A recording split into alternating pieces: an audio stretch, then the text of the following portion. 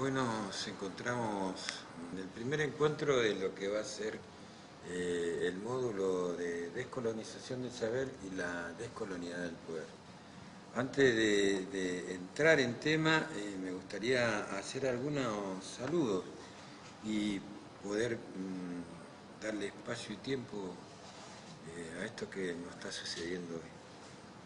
Saludar en principio a la Universidad San Juan Bosco por haber permitido y aperturado la posibilidad de que el diplomado se dé y se ponga en marcha.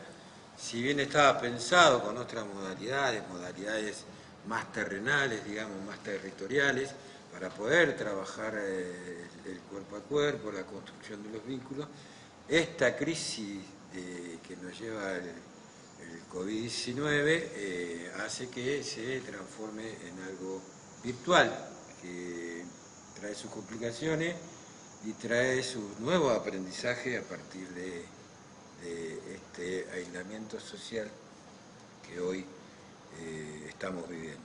Crisis que seguramente en el relato de de estas dos jornadas que vamos a estar junto a ustedes los iremos analizando cuáles son las consecuencias que van a traer esta pandemia, ¿no? Y lo decimos en lo social, en lo político, en lo cultural, digamos. No es que vamos a volver a una normalidad que estaba pensada. Me parece que esta crisis global hace justamente que este tema en el que nosotros nos vamos a introducir sea un elemento contundente para hoy, ¿no? Poder pensarnos qué es la colonialidad del poder y qué es la descolonización del saber y qué papeles juegan las estructuras fundamentales en esta cuestión. Saludar al rector Carlos Manuel Marcioni, ¿sí? Y al secretario de Extensión Diego Lazarone. Y hacer un saludo quizás especial, digamos, que es a la compañera Ana Baltriani, quien coordina el diplomado, ¿sí? Compañera que en el caminar de nuestro estadio en la Patagonia hizo que nos conociéramos y hizo que la conociera un poquito más. Y bueno, hoy puedo decir de los grandes esfuerzos que hace por ponerse siempre adelante de las transformaciones necesarias, más allá de todos los obstáculos que siempre uno tiene cuando hace pensamiento crítico, cuando hace pensamiento reflexivo, cuando hace pensamientos horizontales, ¿sí? Cuando hablamos de ecología del saber, bueno, Ana es una precursora de esto, de las ecologías del saber, del rescate de la historia, de las comunidades, de los pueblos que habitamos en la Patagonia.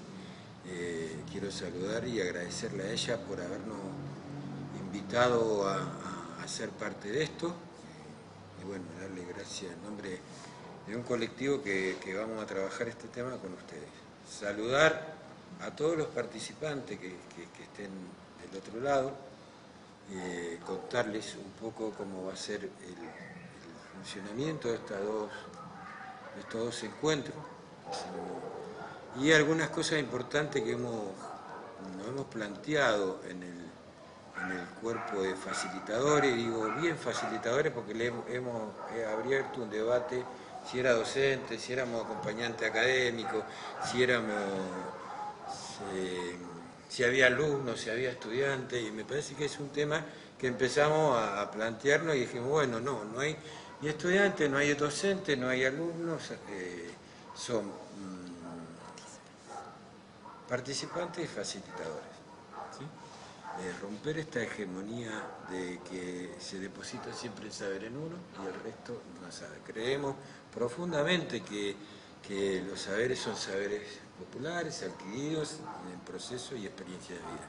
Y eso hizo que reformuláramos fuertemente esta cuestión y bueno, se pudo lograr.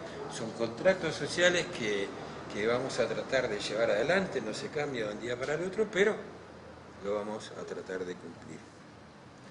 Entonces quería saludarlos a todos los participantes, ¿sí? pedirle que tenga paciencia, que seguramente debemos tener ciertos problemas de comunicación, porque bueno, nosotros seremos los primeros que abrimos los módulos, después de 2 módulos que fueron casi seminarios, casi conversas magistrales de políticas públicas. Bueno, hoy nos toca aperturar y bueno, lo vamos a hacer fundamentalmente con toda la vehemencia y la pasión que nos da debatir hoy temas epistémicos que puedan transformar de una vez por todas, ¿sí?, nuestras construcciones mentales a partir de esto de la colonización y la descolonialidad del poder. Saludar a las autoridades municipales, a todas las autoridades municipales que van a hacer el gran esfuerzo por articular que le llegue conectividad a todos los compañeros, que le llegue conectividad, estamos hablando que le está llegando también justicia social, ¿no? Entonces me parece que es importante que se pueda estrechar y imbricar esos lazos entre la comunidad y los productores, las productoras y las políticas públicas de los municipios. Me parece que hay que volver a hacer un esfuerzo, la crisis lo requiere y me parece que es un proceso importante para repensarnos qué vamos a hacer como sujetos sociales e históricos frente a esta crisis global. Saludar a mis compañeros del módulo. Esto me trajo a mí desde este lugar que siempre habito, que es algo que estudié, que tiene que ver con la psicología social, con los procesos sociales, de que no hay nada más lindo que trabajar la grupalidad, que trabajar lo colectivo, y me parece que los conocimientos, los saberes y todo lo que hagamos siempre son procesos colectivos, digamos. Y si hay algo de individualidad en nosotros, es algo que está puesto en lo colectivo para construir esto que decimos que es el intercambio de saber.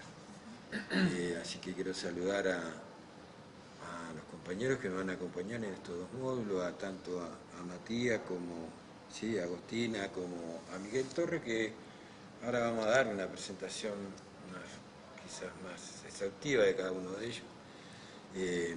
Puedo dar fe de que son compañeros que tienen una trayectoria importante en lo social, y bueno, me pareció pertinente que estuvieran junto con nosotros en este diplomado. Saludar a la compañera Milena, digamos, que también empuja mucho el tema empujó mucho la posibilidad de que este diplomado se diera, que se juntaban con Ana Baltriani e hicieron que esto pudiera ser posible, y a todos en general.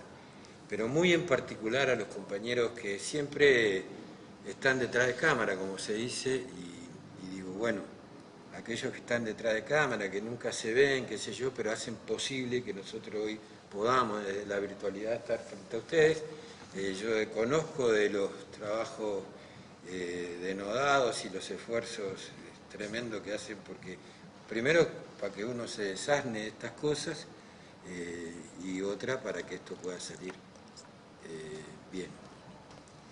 Bueno, la temática nuestra es una temática seguramente por todos conocida, o por algunos, o por la mayoría conocida, digamos que vamos a ir un poquito más atrás, van a tener que tenernos paciencia, vamos a ir un poquito más allá de 1492, que es cuando arrancó el tema con los reyes, con Colón, y que pensaban venir hacia las Indias, que en realidad después terminó llamándose América Latina, y el nombre América Latina me parece que es algo para pensarnos, ¿no? Porque nosotros nos llamamos hoy América Latina. Bueno, Walter Miñolo tiene un trabajo muy interesante.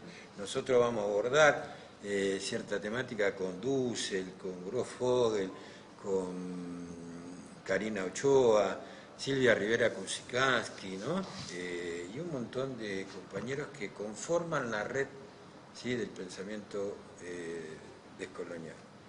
Me parece que era necesario que esté justo en este diplomado y en este momento preciso junto a la temática de la agroecología, de la soberanía alimentaria y de la economía social. Me parece que este es una columna de las cuales podemos pensar las economías, la agroecología y el mundo en general. Vamos a introducirnos un poquito en el tema con Matías Bastelo. Sí, él es sociólogo, tiene un trabajo en la Cátedra de Epistemologías de las Ciencias Sociales de la Universidad de Buenos Aires. Una de las importantes cosas que tiene Matías siempre que primero se declara padre, ¿sí? La segunda, él es miembro de la Ligüen Cultural del Puyén, ¿sí? Tiene un buen trabajo social en su territorio y viene haciendo un trabajo de investigación y de práctica sobre energías renovables, sobre cosas que permitan estar más armonioso con la naturaleza. También se está dedicando al tema de la apicultura, digamos. Es un productor, ¿sí? Y fundamentalmente es un amigo, así que lo dejo con Matías Bastelo. Carlos Alejandro ha introducido, verlo desde una mirada un poco sociológica. Entonces, por un lado tenemos un fenómeno sociohistórico que fue la conquista, y me interesa ver como a través de las conquistas cómo se devela el hecho social que impone elementos que son fundantes desde ese momento para lo que con el tiempo va a ser la sociedad moderna. Entonces, un poco el hecho social, estas formas de pensar, de sentir, de actuar, formas que son impuestas al individuo desde afuera, hay una coacción. Decía que este hecho social, esta forma de pensar, de sentir, de actuar, que se establecen, generan un nuevo patrón de dominación. Desde este patrón de dominación se van a construir subjetividades que van a surgir justamente desde esta nueva construcción mental, de esta nueva forma de pensar y entender el mundo. Esta nueva forma de entender el mundo, que con la conquista se hace un momento irracional de apropiación y de eliminación de lo otro, de lo desconocido, se toma al otro como al primitivo salvaje, que será el objeto de propiedad, ¿no? Entonces, esto va dando nacimiento a este nuevo paradigma de dominación. Antes de seguir, me parecía como rescatar un par de puntitos brevísimos de la conquista hasta ahora, del siglo XVI. Vamos a verlo ahí en los videos que vamos a aportarle de material. Se habla sobre René Descartes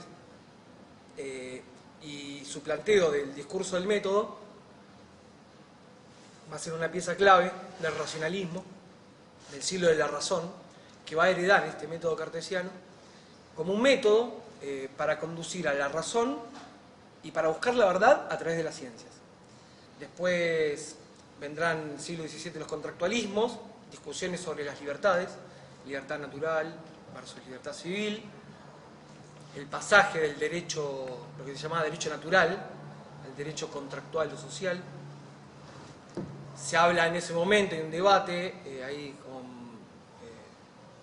Thomas Hobbes sobre el estado de naturaleza, caracterizado como un estado de guerra, de todos contra todos, lo cual creo que también es otro constructo social para pensar, porque va a ser un fundamento para la construcción de estas libertades civiles de las sociedades modernas.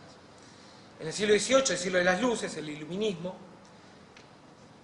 traerá de la mano de lo que después será el positivismo más duro, un recorrido evolutivo que también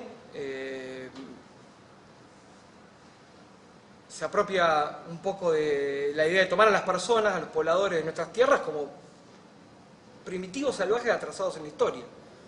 Entonces me parece que esta episteme de las racionalidades traerá nuevas formas de ver y entender el mundo, entiendo a la episteme como una forma, como una rejilla, como un tamiz que nos deja ver algo y no nos deja ver otras cosas, ¿no?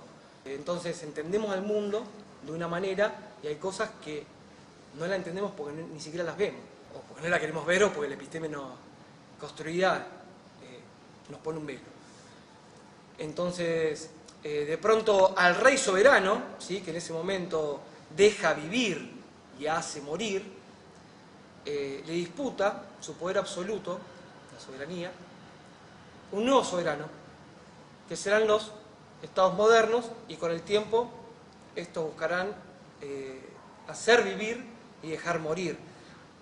Quiero destacar algunas cosas y no hacer un desarrollo, ¿no? Mencionarlas nada más, porque si no se nos va el tiempo.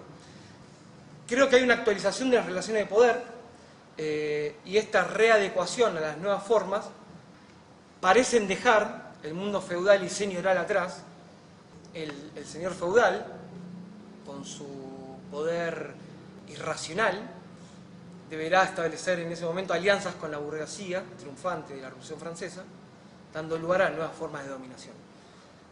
Entonces, se van a ir actualizando los mecanismos, los dispositivos de poder, y se va a construir la identidad moderna a través de estos paradigmas donde nos van a colocar de un lado o de otro, como opuestos entre sí. Un lugar que es deseable y otro que es reprobable. Un lugar que es querido y anhelado y otro que es odiado o desprestigiado. Un sujeto de libertades y, por otro lado, un objeto de apropiaciones. Lo mismo versus lo otro. Entonces, este antagonismo lo vemos hasta el día de hoy y un poco porque responde a este gran hecho social que estoy diciendo, estas formas de pensar, de sentir y de entender el mundo, que la reproducimos en la vida cotidiana. La idea del otro será esta construcción social que vaya a homogeneizar, que uniformice, ¿sí?, que borre las diferencias y le otorgue al otro un lugar que no es un lugar como cualquier otro, es un lugar de inferioridad, ¿sí? La colonialidad del poder refiere un poco al establecimiento de este nuevo tipo de orden social de dominación, ¿sí?, capitalista y de explotación patriarcal. Con la idea de raza se fijan posiciones y lugares. La idea de raza sustenta paradigmas que, a pesar de haber pasado más de 500 años, siguen de pie. Y podemos verlo en las relaciones cotidianas que se despliegan con este sistema capitalista de dominación y explotación patriarcal. La esclavitud será la base de la división del trabajo internacional y social, una división social internacional del trabajo, que la podemos ver en nominaciones y dominaciones y categorizaciones que se imponen con esta lógica de dominación. Entonces, desde este lado pasaremos a ser países subdesarrollados, países del tercer mundo, países emergentes, países periféricos, países dependientes, todas categorías de inferioridad. Gracias. Bueno, después de haber escuchado la introducción al tema por Matías, nos encontramos con un amigo, principalmente un amigo, Miguel Torres, antropólogo, ¿sí? Tiene 3 hijas, padre de 3 hijas. Es un investigador independiente, ¿sí?,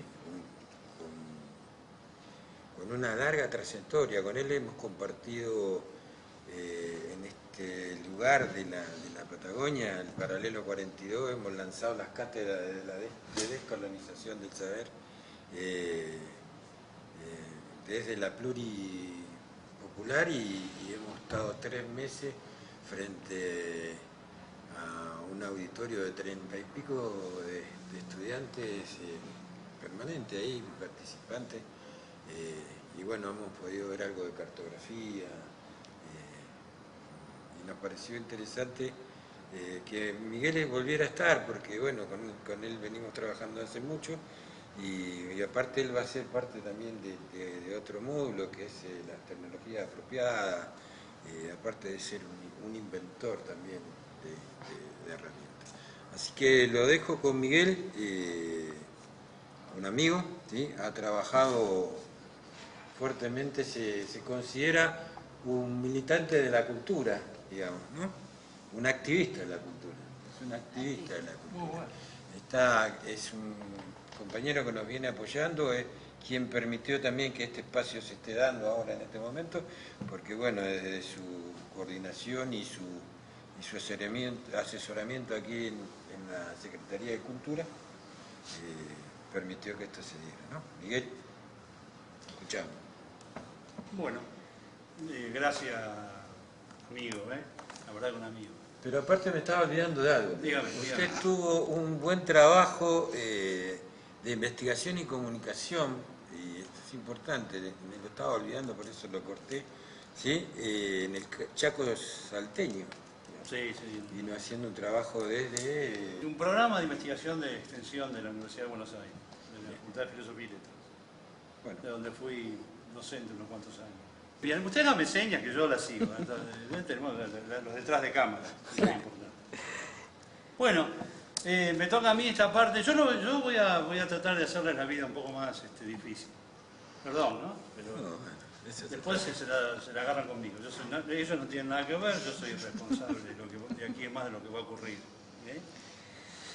Bueno, a mí me toca seguir un poco el pensamiento de alguien que ustedes van a tener que ver en un videíto de Dussel, un pensador muy interesante, latinoamericano, nacido en Argentina, que bueno, radicado en México, en fin, con una gran trayectoria y básicamente con un vuelo conceptual y de pensamiento muy interesante. Así que voy a tratar de acompañarlos un poco en lo que podría llegar a ser la interpretación de ese video de Dussel, que tiene que ver un poco lo que planteaba acá el compañero recién, con una lógica que se va a desarrollar a lo largo del tiempo, pero que básicamente nace con una premisa que yo me voy a permitir citar ahora, obviamente pidiéndole disculpas, ¿no? El ser es y el no ser no es. Parménides. El ser es y el no ser no es, ¿no?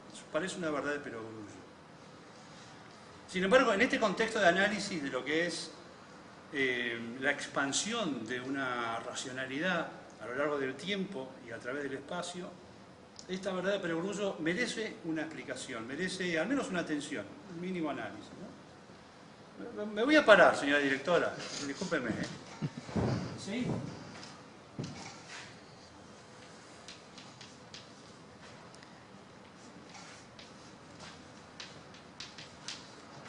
Dos esferas.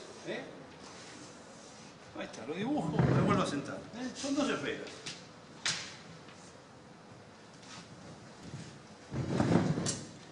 Dos esferas, dos cosmos, dos espacios, dos unidades conceptuales que define Parménides.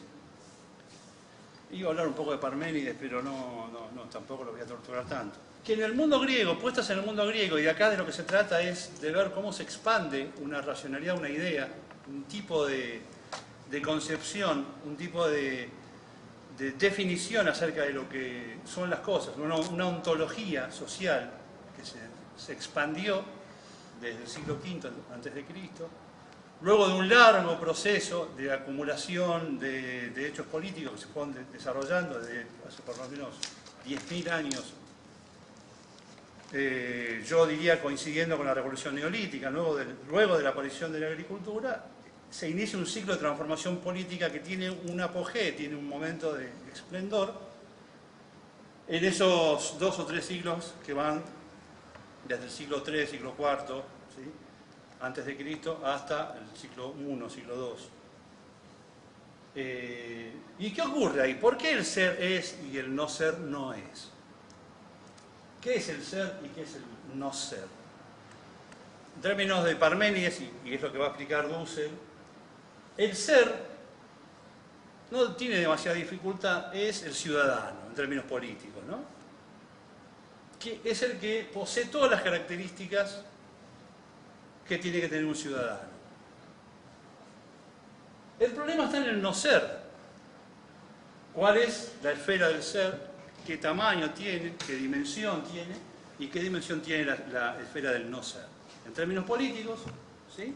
El ser es el ciudadano que tiene todo, digamos, pleno uso de sus capacidades como ciudadano, es el personaje, digamos, el protagonista de la polis, quien toma decisiones, quien lleva adelante las cuestiones que tienen que ver con la polis. Pero el no ser, y ese mundo del ser, es un mundo que se reduce a un porcentaje realmente y extraordinariamente pequeño. Porque el resto de la creación constituye el no ser. ¿Sí? Mujeres, esclavos, bárbaros, pobres, en fin, delincuentes, todos aquellos que pierden la categoría de ser, no son. Y es sencillo para los griegos, sobre todo para alguien como Parménides, que veía todo tan claro. Todos aquellos que no son, no son. Y en términos filosóficos eso es trágico, pero en términos políticos es aún mucho más trágica esta definición. ¿Sí? No tenían ningún tipo de derecho, no ejercían ningún tipo de... En fin, no poseían ni la capacidad, ni la autoridad, para decidir ni hacer nada. Claro, cuando uno habla... Yo soy un fascinado por el mundo helénico, ¿no? ¿Quién no se puede, digamos, fascinar de las ágoras, ¿no? Y aquellas convergencias en las plazas públicas a debatir en forma de democracia directa todos aquellos asuntos de la polis, ¿no? De las ciudades, Sin embargo, el problema más grave de Grecia, y es un problema que yo me quedo pensando que alguien que viene a hacer una tecnicatura en agroecología tiene que estar escuchando esto, la verdad que, ¿no?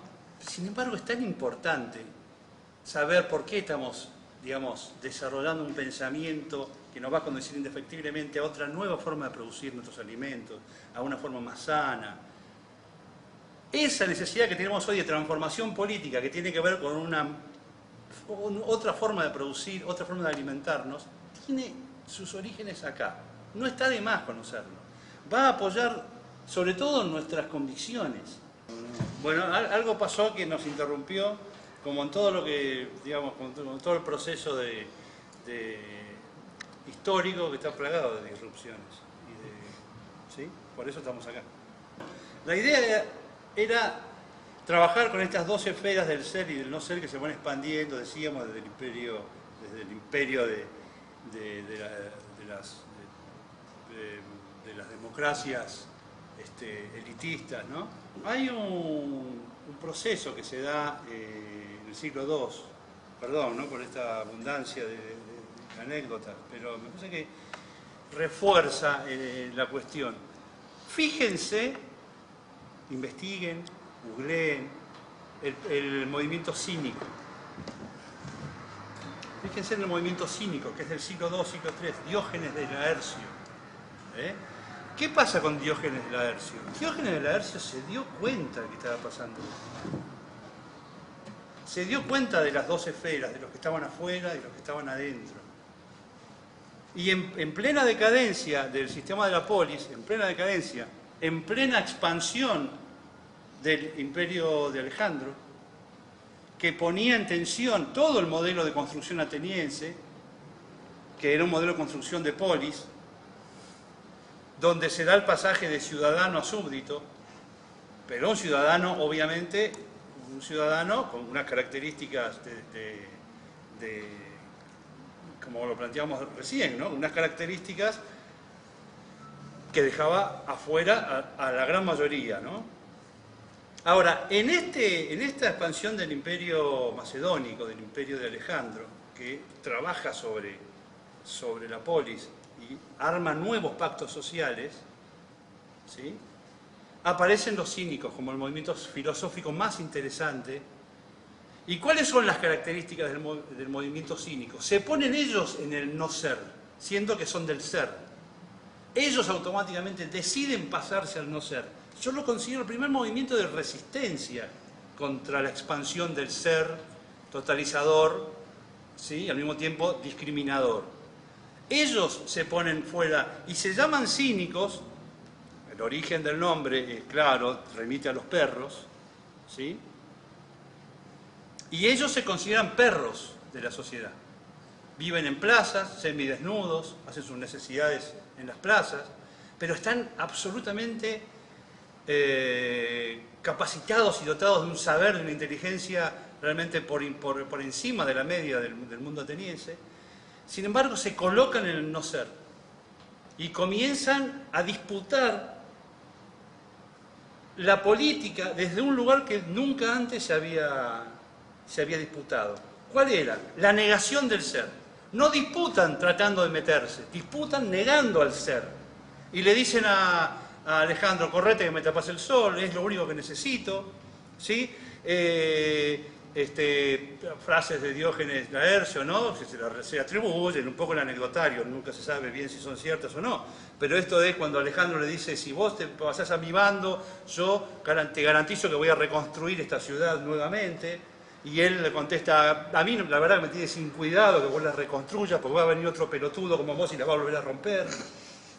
Entonces hay una disputa desde un espacio novedoso, porque no están disputando el poder, están negando el ser, perdón. Y se ponen desde el no ser como acto, digamos, militante. Bien. Muy bien. Después de esta introducción al pensamiento cínico. Bueno, nos vamos a encontrar con la compañera acá presente. Me gustaría por lo menos leer algo de Agustina Nieto, ¿sí? Es madre de 2 hermosos hijos, ¿sí? Ingeniera en ecología, docente, ¿sí? También es miembro de la Ligüen, una organización, como dijimos, del Tuyén, que se dedica a las tareas culturales, ¿sí? Y bueno, la intención de ella cuando empezamos a trabajar el tema de la descolonización y la descolonialidad del poder, desde esa mirada ecologista quiere hablar qué papel juega la naturaleza en ese sentido y cómo también es colonizada y colonizada. Esa era la primera interrogante, ¿no? Sí, hay mucho recorrido por seguir haciendo, ¿no? Esto me parece que es una construcción y es lo más interesante. Bueno, muchas gracias por esto y por poder participar también de este espacio. Bueno, mi propuesta era justamente traer una de las tantas formas que toma la colonización del saber, y por ahí en este caso era en relación al vínculo entre los seres humanos y el ambiente. Entonces, es claro que la vida de los humanos depende de diferentes ecosistemas del planeta, pero también es claro que se instaló y se pone en práctica todo lo contrario, que la naturaleza está a disposición de los humanos. Ya no dependemos del ecosistema, sino que disponemos de él, ¿no? Si nos ponemos a pensar, y también lo vienen mencionando los compañeros, hay muchas evidencias de las diferentes formas en la que se fue construyendo esta idea generalizada de que la naturaleza está ahí para ser utilizada, para aprovecharla por nosotros, por mucho tiempo por los hombres solamente, ¿no? Entonces, por ejemplo, traigo acá el concepto de recursos naturales. Los recursos naturales viene de un análisis desde la economía que identifica a todos los elementos de la naturaleza que utilizamos para satisfacer las necesidades humanas, ¿no? Originalmente se hacía más mención a las materias primas que se utilizan para una actividad económica, pero después, bueno, con el tiempo y por ahí con la idea de desarrollo sustentable a partir de los 70 y demás, en realidad lo que ocurre es que empiezan a percatarse o a asumir de alguna manera que los recursos naturales son agotables. Entonces esta idea de recursos naturales se expande un poco hacia los recursos útiles para cualquier ecosistema y para todos los sectores socioeconómicos. de alguna manera se empieza a parchar, ¿no? Esta forma de nombrar el vínculo entre la humanidad o los humanos y el ambiente o su ambiente. Hoy se empieza a escuchar hablar de los servicios ecosistémicos. Este concepto surge entre el 2001 y el 2005. La FAO auspició una evaluación de ecosistemas del milenio a partir del cual se elaboró un informe sobre el estado de los ecosistemas en todo el mundo, ¿no? Y del impacto de las actividades humanas sobre estos ecosistemas. Y todo esto se fue desarrollando en este informe a través del concepto de servicio ecosistémico. Este concepto se utiliza para pensar las interrelaciones complejas, dinámicas y constantes entre los ecosistemas y las culturas. Me permito citar una parte de la secuencia de agroecología, del MOOC de agroecología que hicieron el año pasado desde el INTA y otras organizaciones también.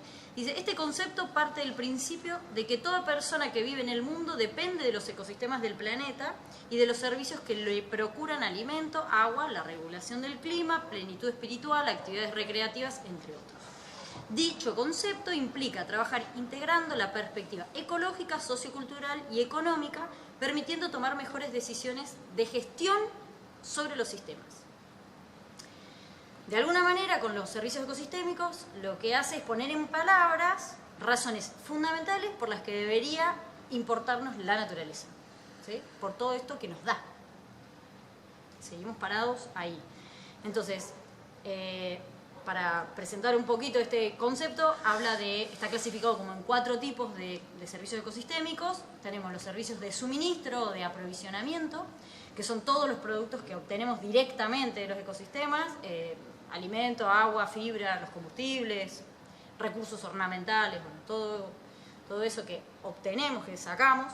Servicios de regulación, que en realidad corresponden a las funciones ecológicas de los ecosistemas, ¿no?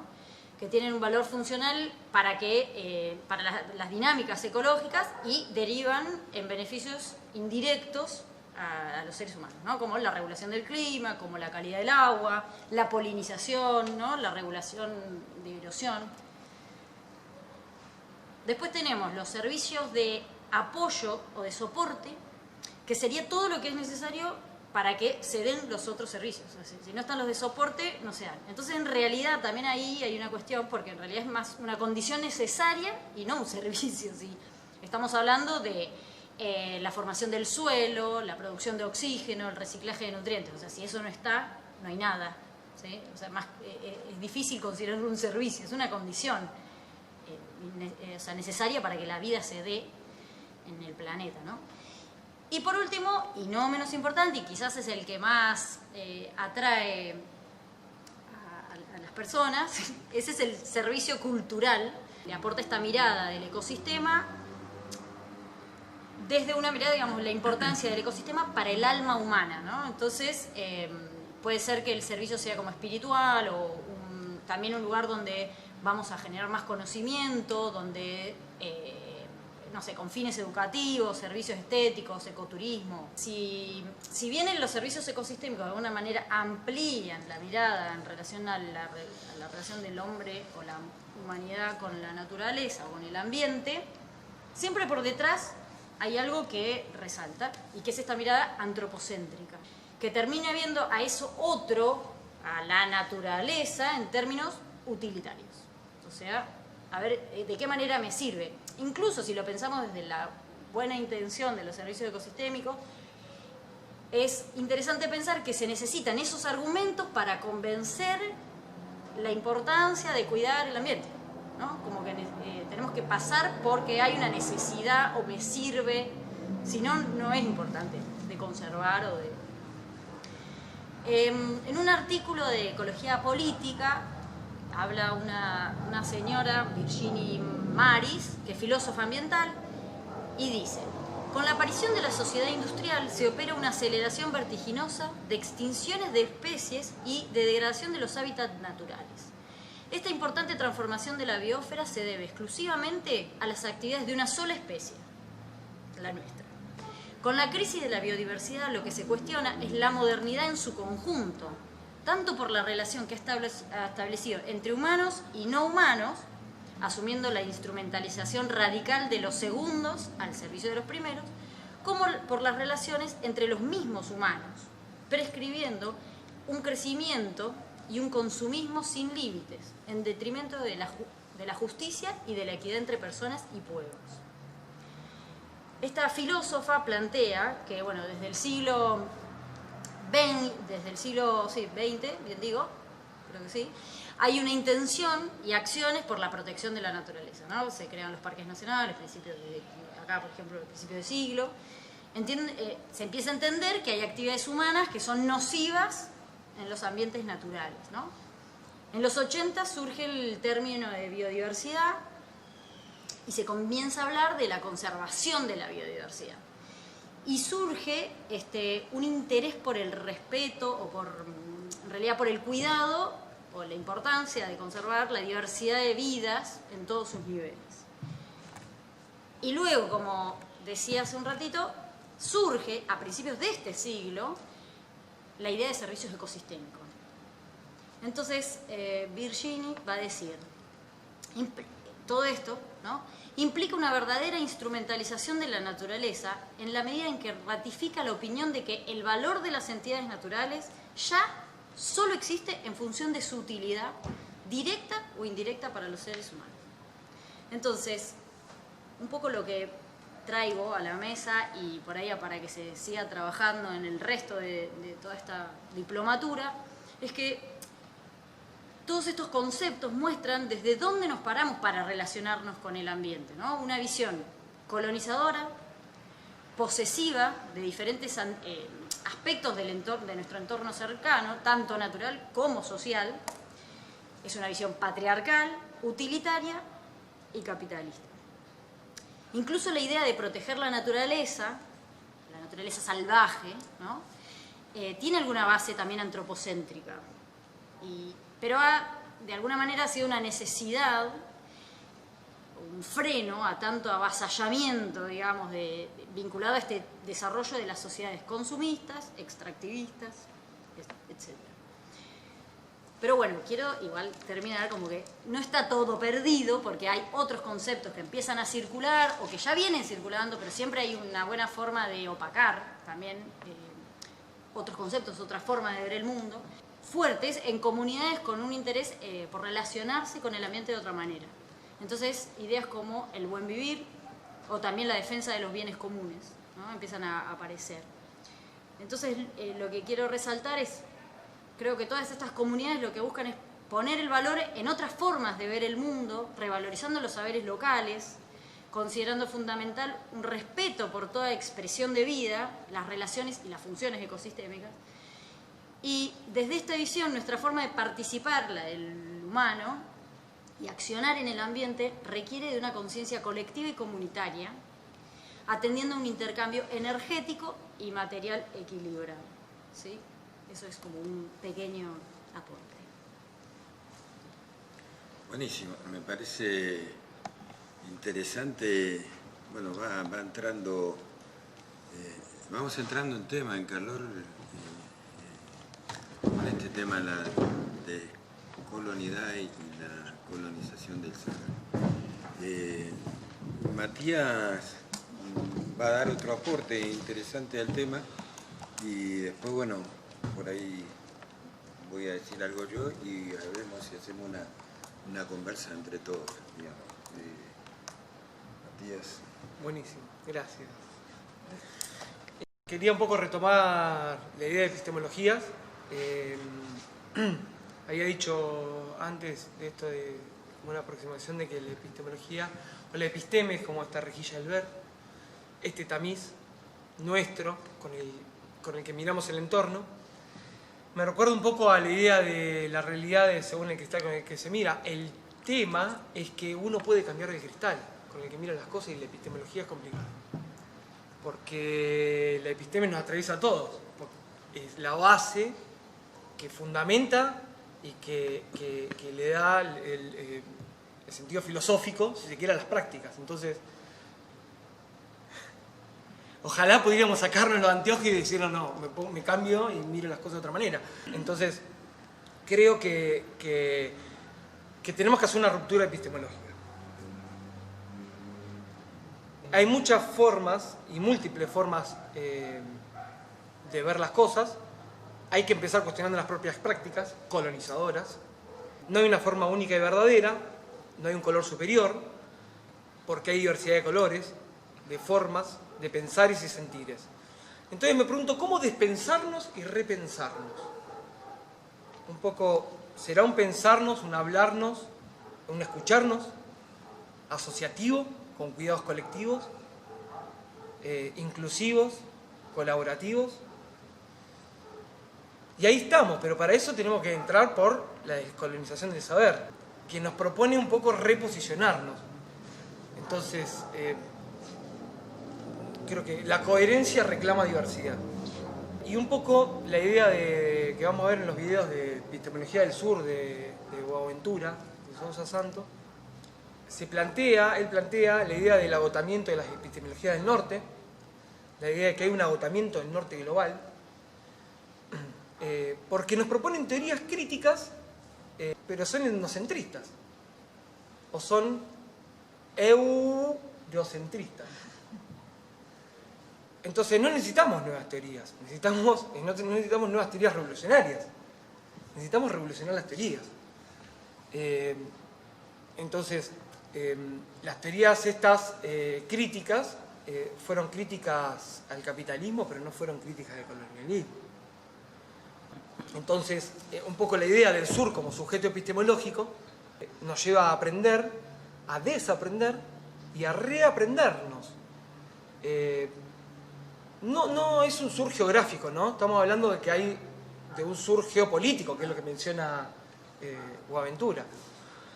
Ahora, a mí acá quiero hacer como una distinción personal que me parece como en este momento de desarrollo en el que venimos, plantearía la idea por ahí, o ver la idea de epistemología del sur, no por una oposición a un norte, sino crear intersubjetividades en construcción permanente hacia la autonomía. Entonces, creo que la coyuntura actual nos pone en un lugar de recrearnos. Para esto va a haber que revisar el discurso racista, que menosprecia al otro, la violencia cotidiana, ¿sí? La violencia corporal, la violencia verbal y simbólica, ¿no? Hay mucha violencia que pasamos en la vida cotidiana como normal. Es algo que debemos cuestionar para deconstruirnos. Esta descolonización del saber, que va a apelar un poco al sabernos de otro modo, como conocernos, relacionarnos y vincularnos de manera respetuosa, amorosa, ¿sí? Humilde. Entonces, un poco la idea de desmonumentalizar el conocimiento es no hacer del saber un instrumento de poder. Conocer con el otro, ¿sí? Nos lleva un poco y nos coloca como semillas, donde se multiplican los actores. Entonces ahora ese conocimiento colaborativo requiere dejar de colonizar. Personas, conocimiento, naturaleza, seres, todos tomados como objeto, como venimos varios diciendo. Creo que estamos en el momento de tener de fundar, ¿sí? Una nueva conciencia epistemológica basada en la coherencia, la recomposición del lazo social, ¿sí? La transformación, desde la autotransformación. Entonces, para esto necesitamos autocrítica, ¿sí? Necesitamos recuperar las prácticas amigables también. Incluso las prácticas que han sido tomadas como individuales, ¿sí? La práctica del investigador. El investigador no puede estar arriba, ni afuera, ni adelante. Hay que hacer conocimiento de la acción y que la acción sirva para el conocimiento también. Entonces, poner un poco en práctica los pensamientos. Actividad, práctica y teoría, ¿sí? Creación, transformación y conciencia pueden colaborarse mutuamente. Un poco ahí para después hacer mi idea final, voy a retomar la idea que el ser humano es un ser social es intersubjetivo. Pienso también que no está dado, ¿sí? Se construye a sí mismo al tiempo que se construye socialmente. Entonces, tanto prácticas como conciencia son sociales y compartidas. Esos modos del saber que nos construyen y nos atraviesan toda la vida, fundan nuestras relaciones sociales, establecen el cómo relacionarnos entre sí, da cuenta de hecho de cómo conocemos, de la forma en la que conocemos. Entonces, creo que estamos ante un momento histórico que interpela las representaciones sociales, qué sociedad nos imaginamos y soñamos, qué queremos vivir y cómo queremos vivir. Entonces, me parece que la ruptura epistemológica tal vez nos propone nuevas representaciones colectivas, nuevas epistemologías basadas en la conciencia y la coherencia, colaborativas, asociativas y propositivas.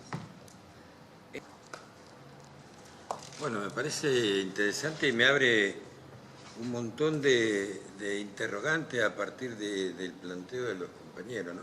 Esta forma de plantearnos poder mirar la cosa al revés. Yo decía que teníamos que ir de 1492, creo que fue que dije, para acá, y Pucho fue un poquito más allá, anterior a ver esta zona del ser y el del no ser, que es bien traída por estos pensadores y esta red de descolonidad y descolonización del saber.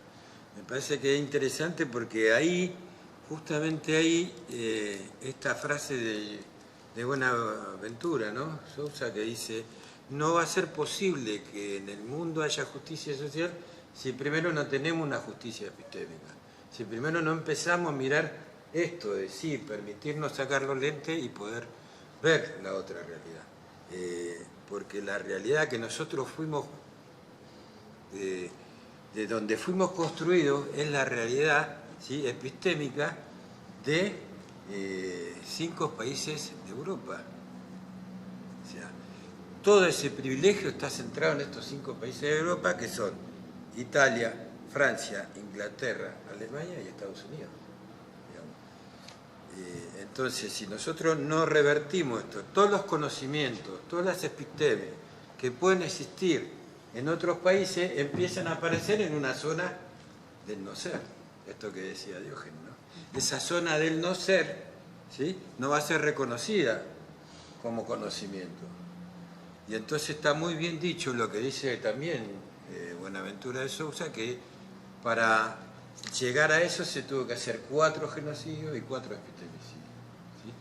El genocidio musulmán judío, ¿sí?, y la posibilidad del yo cartesiano, yo existo, primero pienso, luego existo, no, es yo conquisto, después coso, y si no te transformas en lo que era, en aquel momento no era la España, sino era esta forma de conquistar el conflicto de Andaluz, ¿no? Fíjate, para poder entender el problema de América vamos a ir a ese conflicto, el problema de Andaluz, ¿sí? Cuando Colón va a ver a la reina, le dice: primero tenemos que resolver el problema de Andaluz, y desde ahí veremos cómo vamos después a las Indias, no a las Américas, vamos a las Indias. Desde ese lugar es interesante verlo, porque empezamos a encontrar esta zona que decía Miguel, y esto que estás planteando vos. Me parece que está bueno que lo profundicemos al fondo, porque estamos hablando de genocidios y epistemicidios. Esos genocidios son el musulmán judío, ¿sí?, la conquista de Andaluz, ¿sí?, la conquista de América, ¿sí?, el secuestro y transformar a los pueblos del África en esclavos, ¿sí?, y uno fundamental, que es la quema de las brujas en Europa occidental, ¿sí? Entonces decimos que hay 4 genocidios y 4 epistemicidios. la quema de los libros, los conocimientos, digamos, son connotaciones importantes para saber qué es esta cuestión que nosotros queremos poner en debate, qué es construir episteme. O sea, los pueblos originarios, los pueblos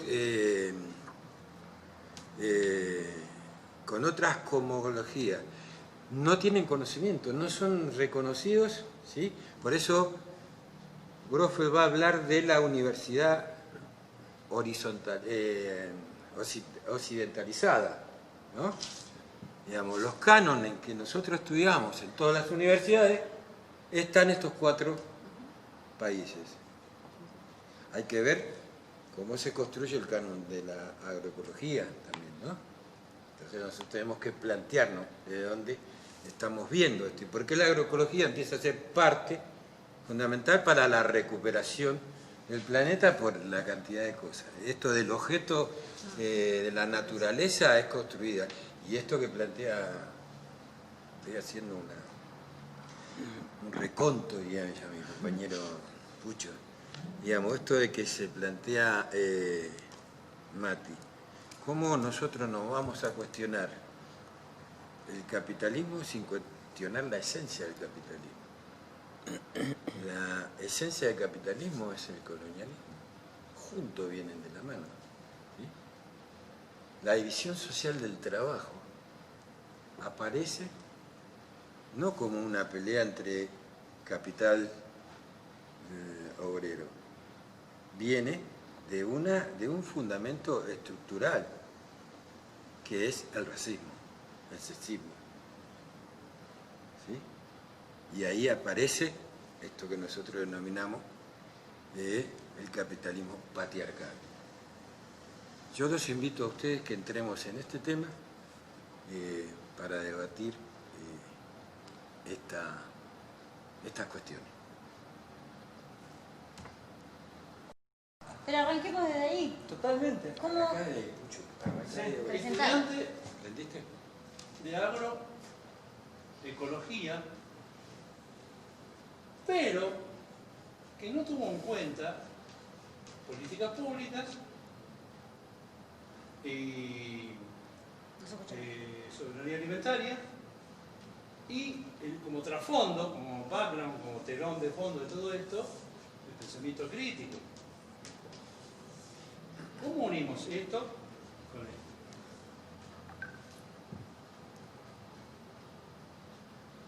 A mí me parece que el cuestionar las prácticas del día a día,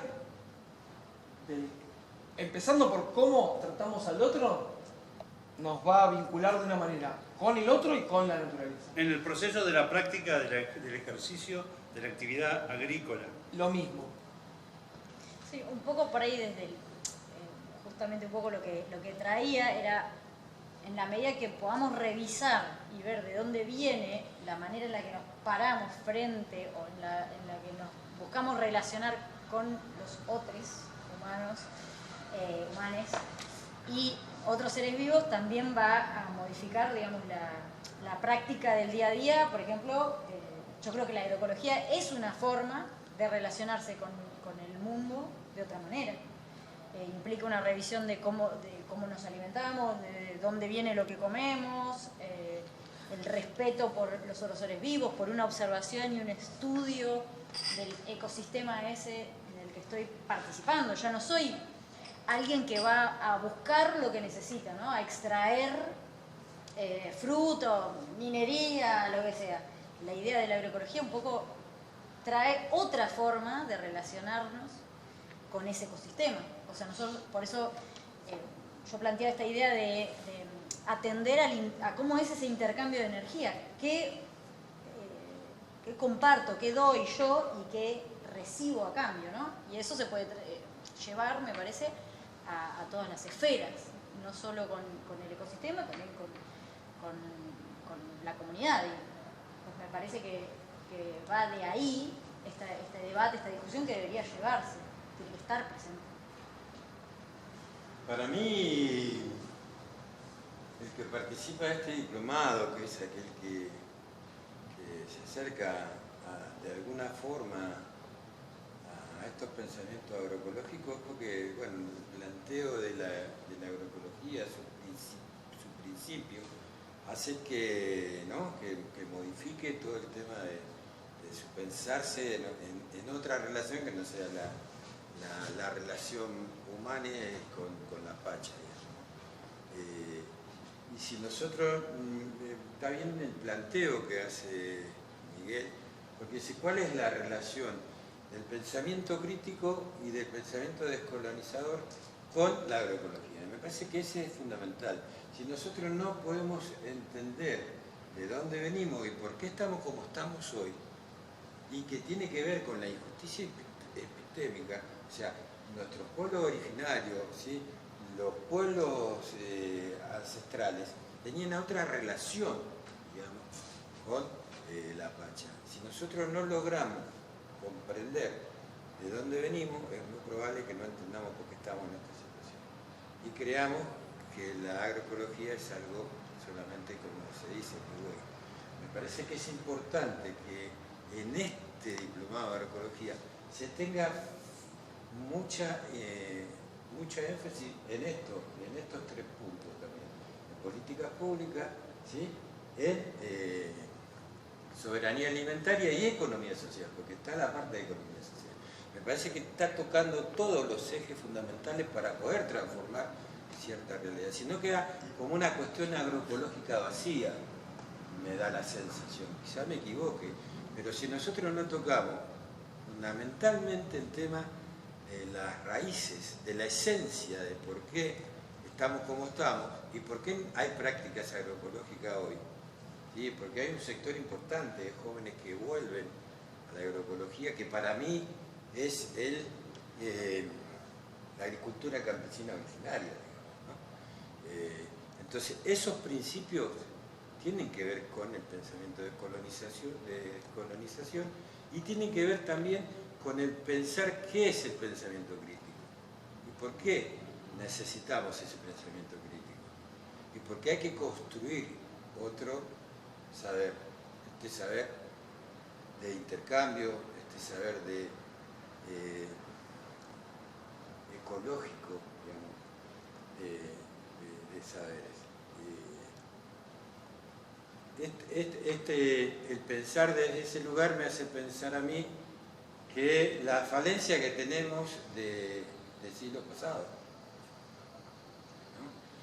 El consumir de la forma que consumió la sociedad hasta ahora tiene raíces fundamentales sobre el tema de la colonización.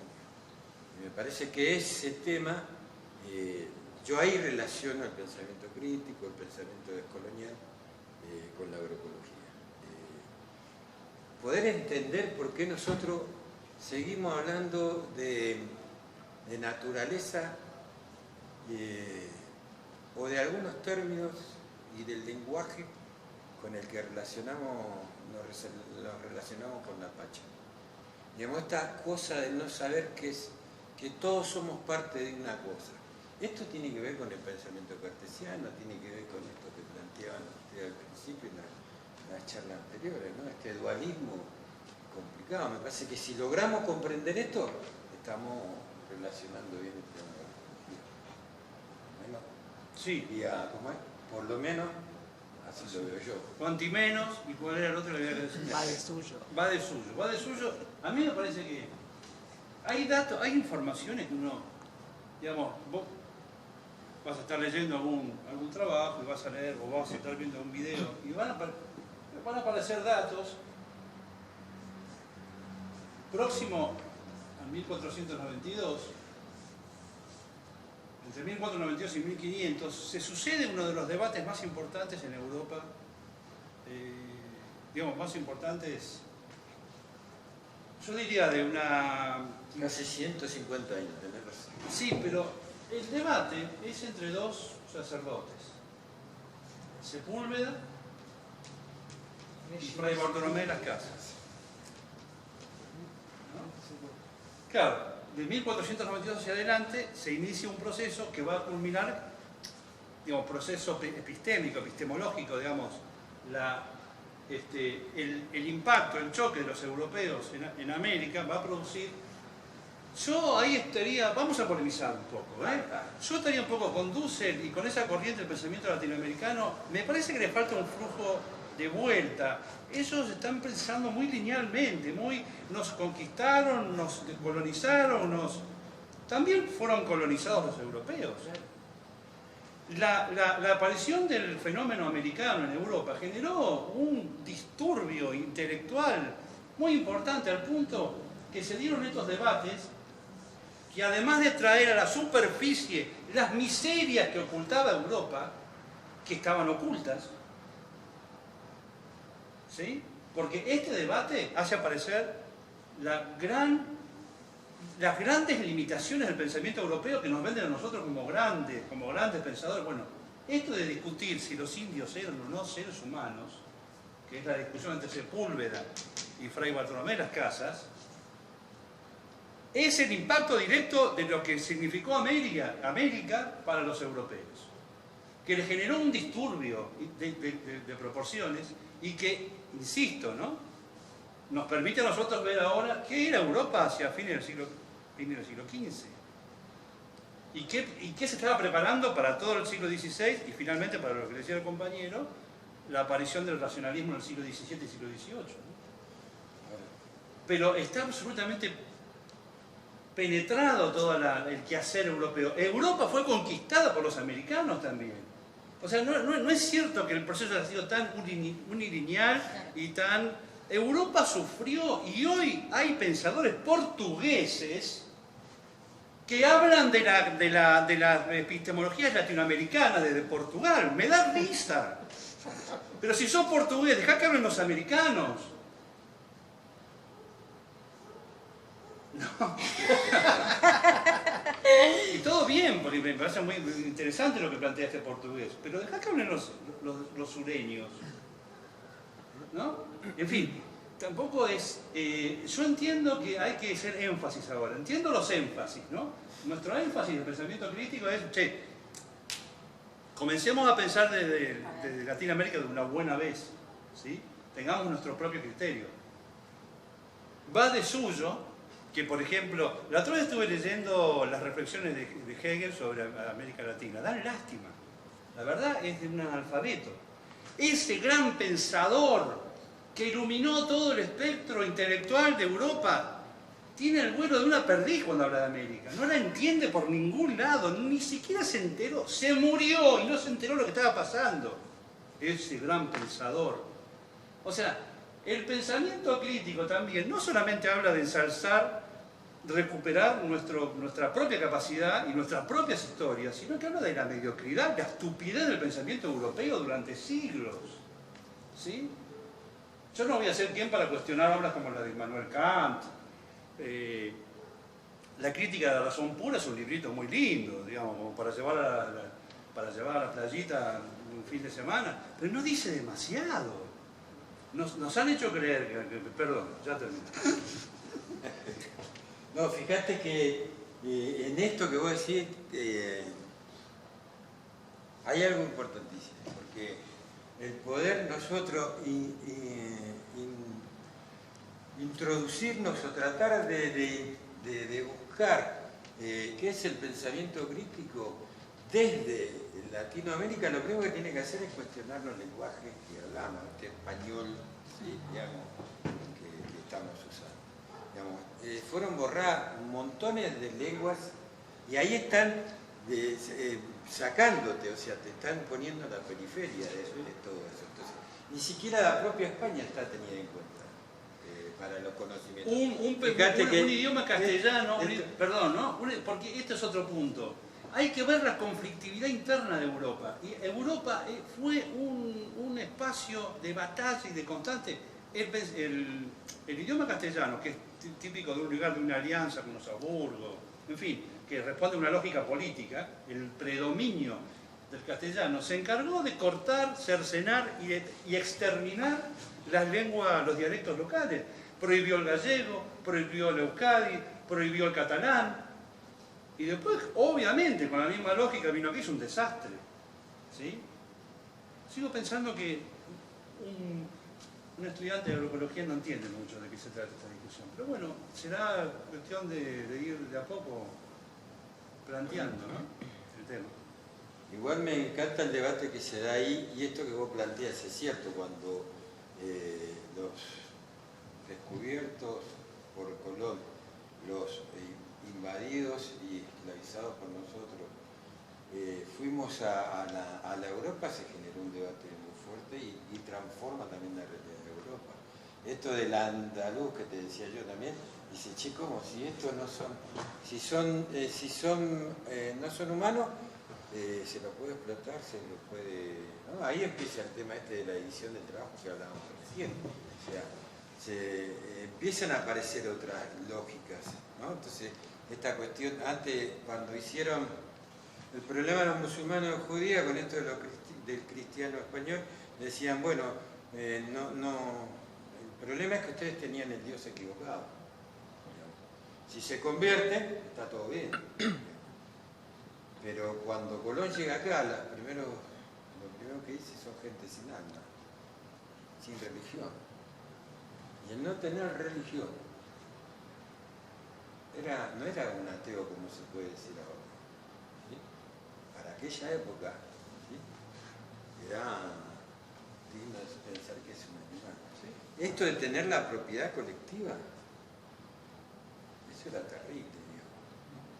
Entonces me parece que si no comprendemos estas cosas, si no podemos introducir este pensamiento transversal en todas las epístolas, estamos manoteando en el aire mucho. Por eso digo que sí, yo considero que sí, que el estudiante de agroecología debe saber esto y te debe entusiasmar esto. A la medida, el tema es cómo, ahí sí por ahí comparto con Mati el tema del método. Es cómo nosotros lo podemos plantear, el tema de la descolonización pegada a las cuestiones prácticas de la agroecología, que no es más nada que la agricultura originaria campesina. El tema de la semilla. Hoy hay una pelea, las semillas están colonizadas, nuestra alimentación está colonizada. Todo esto es un tema para seguir debatiendo muy fuerte, ¿no? Incluso la producción y cómo se plantean las producciones para alimentar animales que se producen en otros países para que coma gente, ¿no? Sí, a través del monocultivo y las grandes producciones que tenemos en estos lugares, ¿no? Entonces, de la soja, por ejemplo. Claro, entonces, digamos, también, si no nos pensamos todo esto, ¿cómo hacemos para despensarnos y cómo hacemos para repensarnos? Creo que por eso las prácticas y ver ahí que también el poder colonial se hace deseable en las prácticas del día a día, cuando el posicionarte frente al otro de una manera, por arriba, te hace estar del lado del ser. Entonces, si no nos empezamos a dar cuenta que en realidad es un no ser, porque vos estás copiando una idea que vino de allá o que nos impusieron, y estamos copiando algo que en realidad estamos criticando. Entonces, termina siendo... Claro, igual hoy está... No, porque pensaba, me parece que gran parte del secreto, ¿no?, de la clave, la planteaba la compañera cuando hablaba del tema de la idea de posesión, de la idea de utilitarismo, de la idea de esa configuración mental que llega, que se traduce a partir de esta...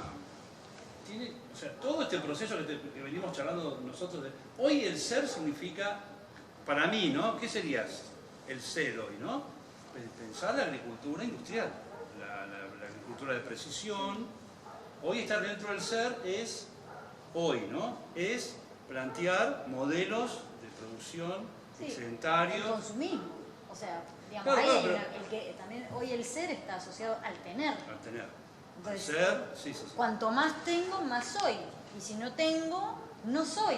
Y de hecho no soy al nivel, digamos, de las injusticias sociales, que digamos, no hace falta ni mencionarlas porque las conocemos, o sí, si hace falta, se prende la tele y ya está, digamos, se pueden ver.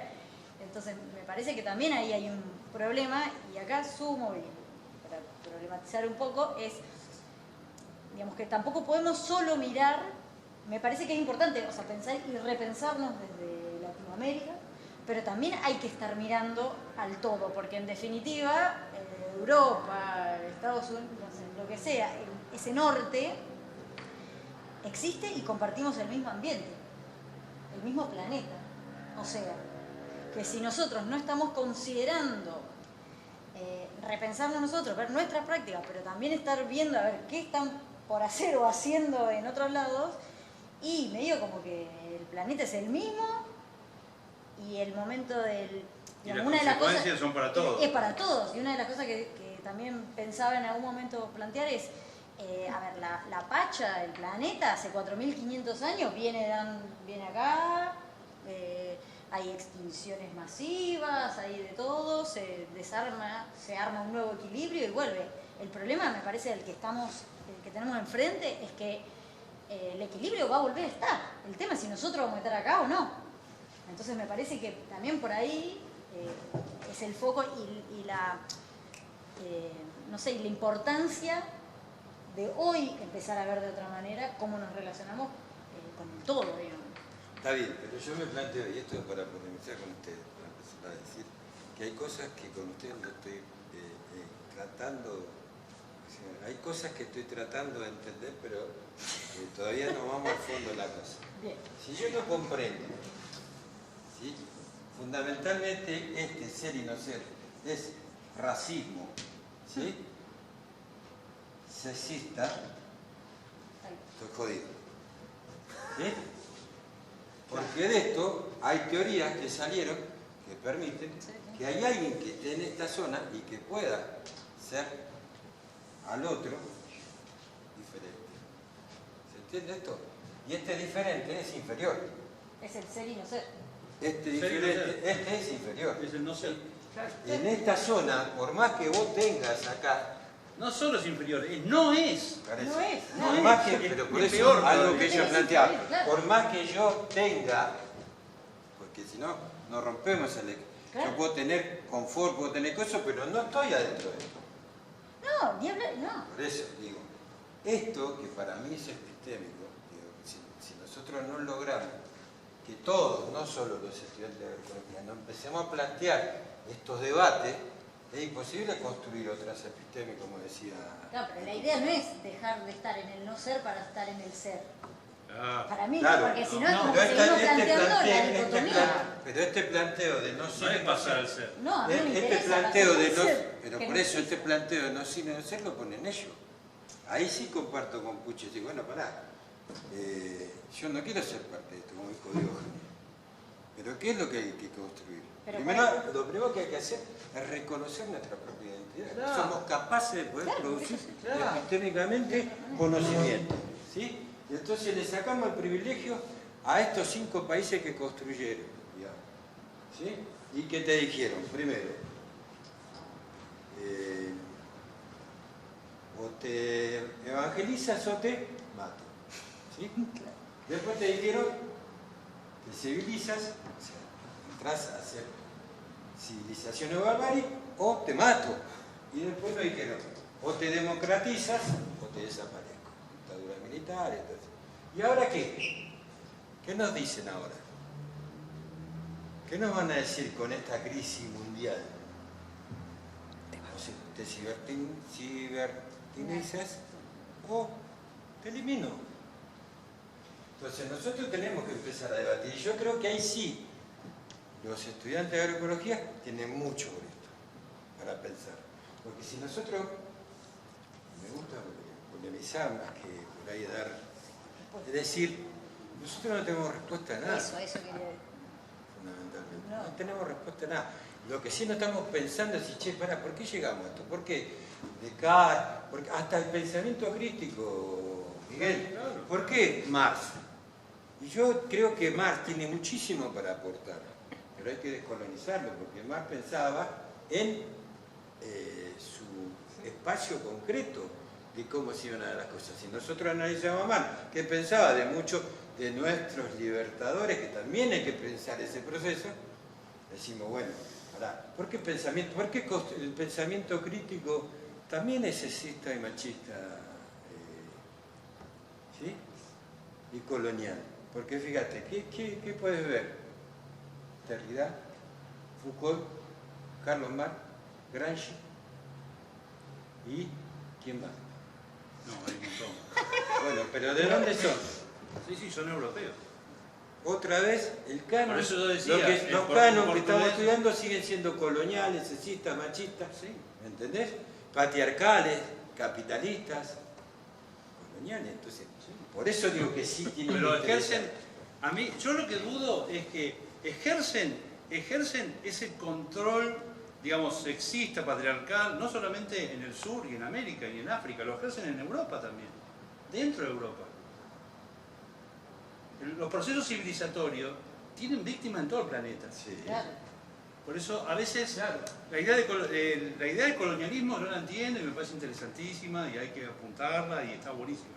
Pero también hay que entender que los procesos de discriminación Claro, no son acá. no son solamente, ocurren primero dentro de Europa, ¿no?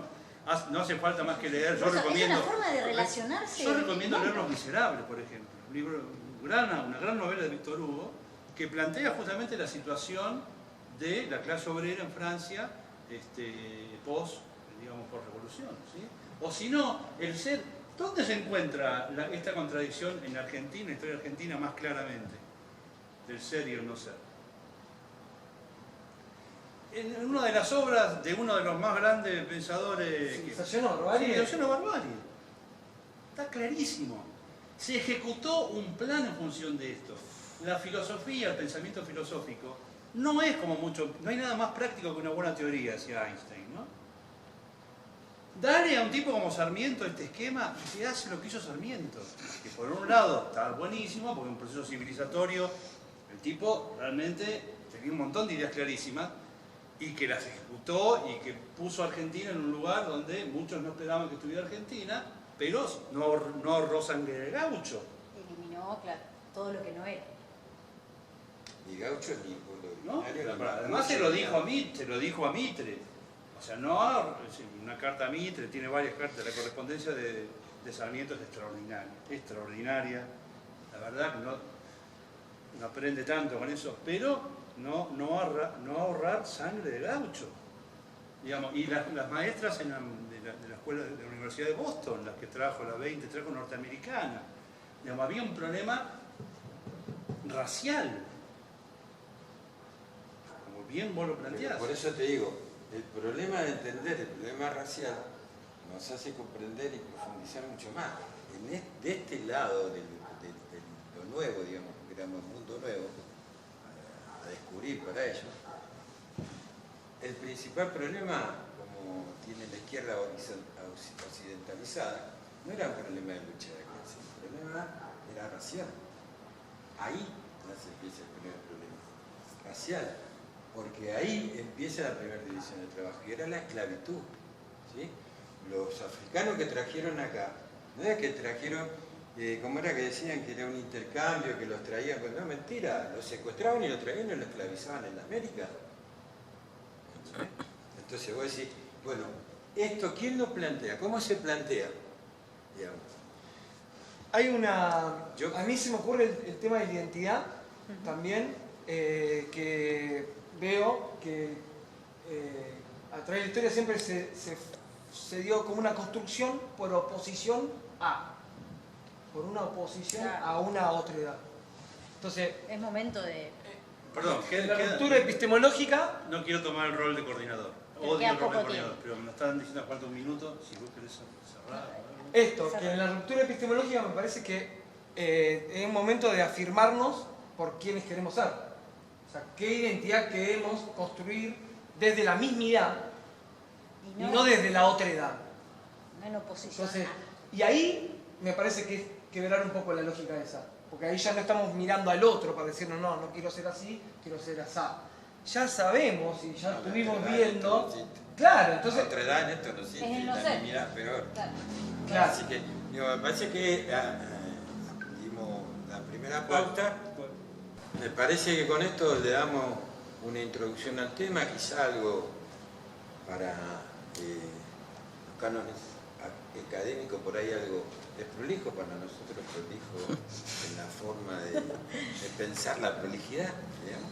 Y me parece que con esto queremos saludar a los participantes y empezar a dar las respuestas. Nosotros le vamos a dejar una serie de trabajos, algunos videos, le vamos a dejar algunas preguntas y le vamos a dejar algunas tareas. Lo interesante de esto es que en el contrato podamos separarnos por grupos, ¿sí? Y empezar a trabajar la grupalidad. Nosotros no vamos a dar respuestas individuales a los participantes, sino vamos a dar, a partir de que se conformen los grupos, le vamos a dar respuesta a la grupalidad.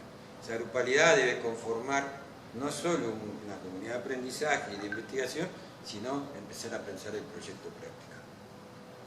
¿Puedo meter ya que hablaste de bocadillo, yo voy a meter el bocadillo, de grupalidad?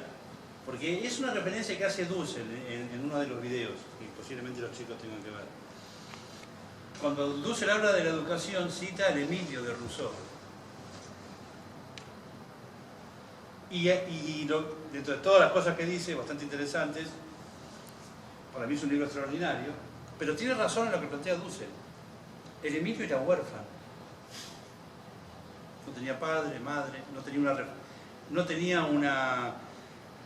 una referencialidad comunitaria específica. Era una entidad que estaba ahí, ¿no? El Emilio. Y lo que plantea Dussel justamente es que si nosotros armamos todo un dispositivo pedagógico a partir de un huérfano, está bien porque nos da mucho cariño y mucha ternura, pero no estamos hablando de alguien que esté ligado a una comunidad, a un grupo. Estamos hablando de alguien que está solo. Y nosotros tenemos que reaprender, nosotros, que necesitamos enseñar para gente que vive en grupos, ¿no? Y que no son huérfanos. Nos vemos. Muchas gracias. Muchas gracias.